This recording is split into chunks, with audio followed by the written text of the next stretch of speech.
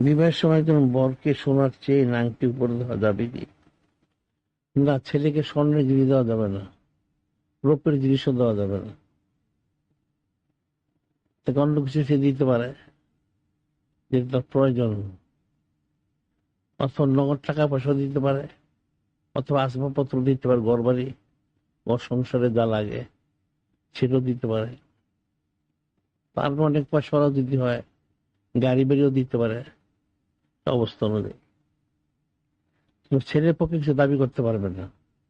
ছেলের পক্ষে কিছু দাবি করা এটা কিন্তু হারাম, এটা মনে রাখতে। তাহলে কিন্তু অনেকে মনে করে বিয়ে, মেয়েকে বিয়ে দিলাম, ছেলের পক্ষ কি দিল।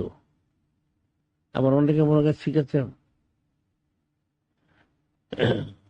মেয়ের পক্ষ কি দিল। এটা কিন্তু আসলে একটা নোংরামি কাজ। এই ছোট লোকে যেটা বলে এই ছোট লোকই কাজ। প্রত্যেকে তার ছেলে তো আমার মেয়েকে বিয়ে দেয়, সে চেষ্টা করে সামর্থ্য অনুযায়ী দেওয়ার জন্য। কারো সামর্থ্য বেশি থাকে, কম থাকে, যেন জবরদস্তি চেয়ে নেওয়াটা এটা কখনো শরীর সম্মত না।